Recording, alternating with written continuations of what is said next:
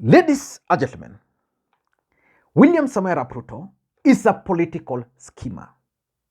William Ruto is already scheming for his 2027 presidential re-election. And part of the scheme is to have a bigger political party. And for him to achieve that, it means all the political parties forming Kenya Kwanza must dissolve to form that one political party. But the key leaders forming Kenya Kwanza are saying no to William Samoei Ruto. Musalia Mudavadi of ANC party has told Ruto that's not going to work. Moses Masika Wetangula has told Ruto that's not going to work. David Ochieng of MDG has told Ruto that's not going to work. But let me just tell you what William Ruto is going to do to Musalia Mudavadi. William Ruto is forcefully going to take ANC party from Musalia Mudavadi, whether he likes it or not. William Ruto has already appointed Cleophas Malala as the Secretary General of UDA party. I don't even know the new party leader of ANC party, since Mudavadi can no longer be the party leader.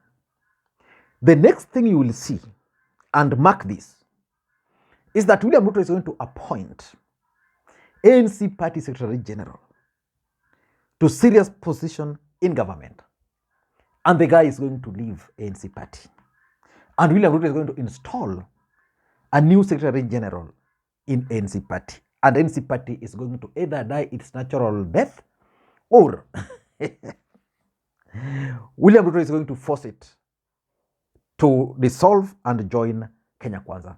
But why do you think these leaders are resisting the move to dissolve their political parties? I paid very close attention today to David Ochieng.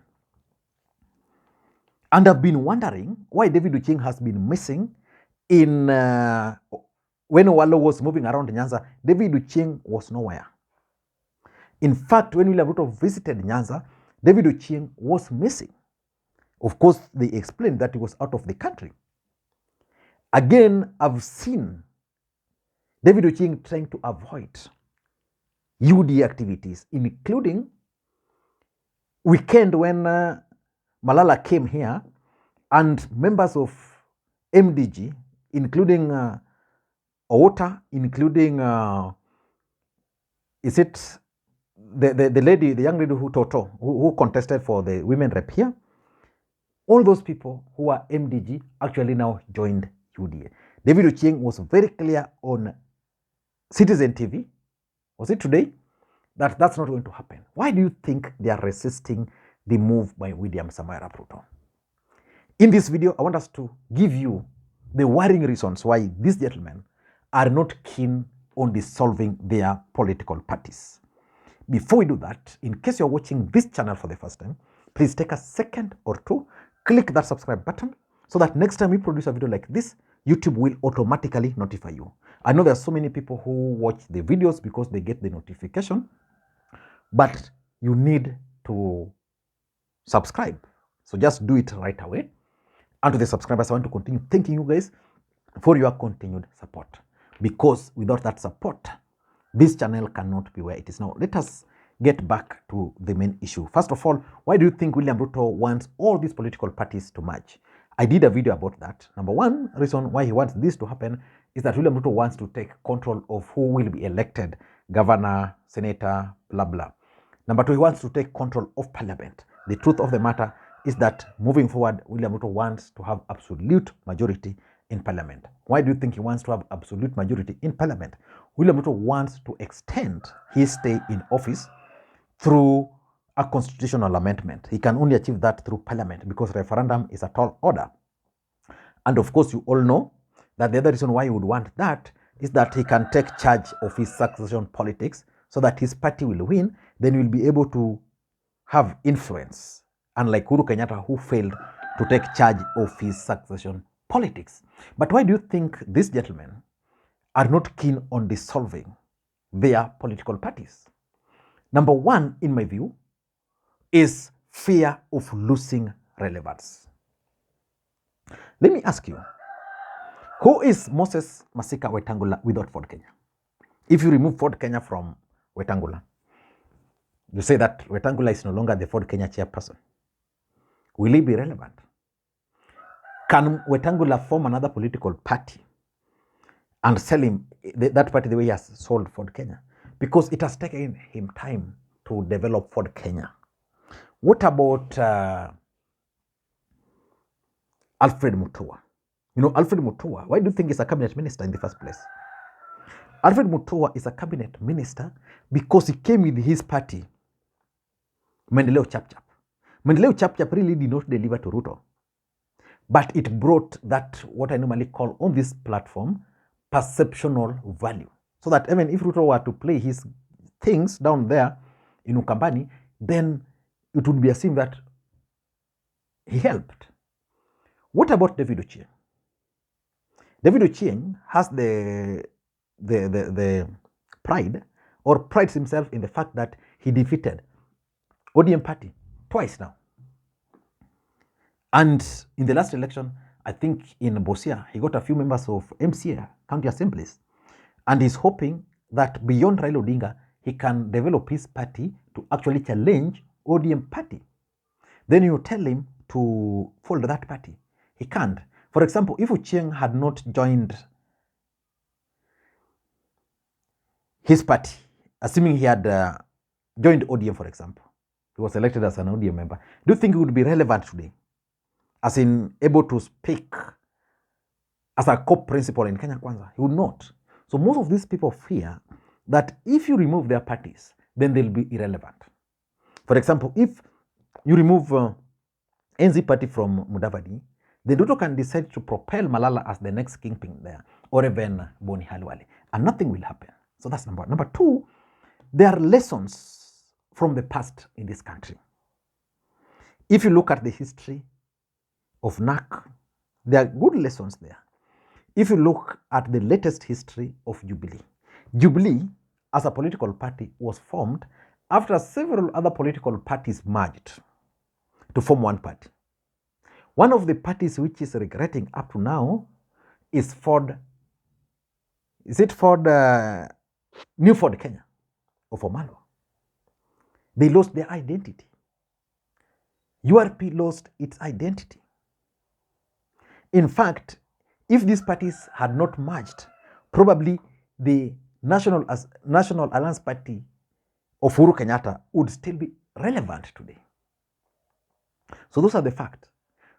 Both lessons are better.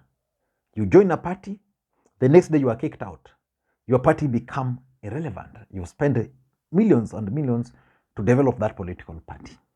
So that is something which is also worrying these guys. And the other worrying point for these guys is community support.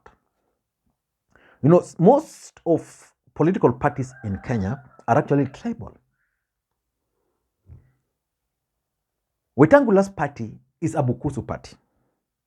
It delivered votes to Ruto, over 200,000. That's a fact. But it's a community party.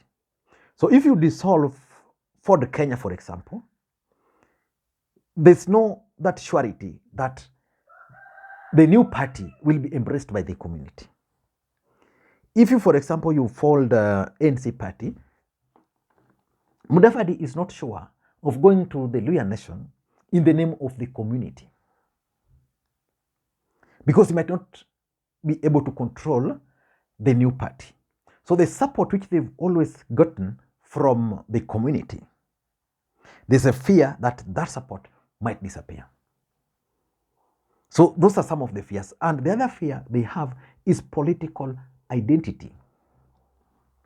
Today, if we were to call Kenya Kwanza Alliance meeting, what will happen? You will have all the party leaders of the other parties coming together. That's the fact. Then these people will be identified based on their parties. They'll be identified based on their parties. The moment Ford Kenya will join Kenya Kwanza and dissolve, political identity of Wetangula will be gone. So that's one reason why they can't. And number 4 is control of politics. You know, all politicians would want a situation where they are in control of their parties. William Ruto is controlling UDA party. As much as UDA is a national party, that's his party. Raila Odinga controls ODM party. As much as ODM is a national party, Raila Odinga controls it as his own personal property. You go to ANC party. Mudavadi is no longer the party leader, but he still controls that party because that is his party. You go to Ford Kenya, the same.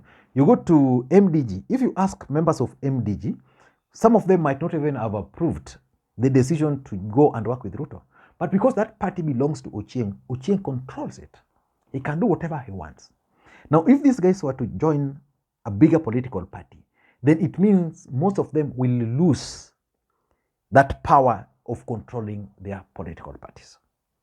Because you don't know how Ruto will control the new alliance, who is going to be the next powerful individual. Because of those fears, they can't.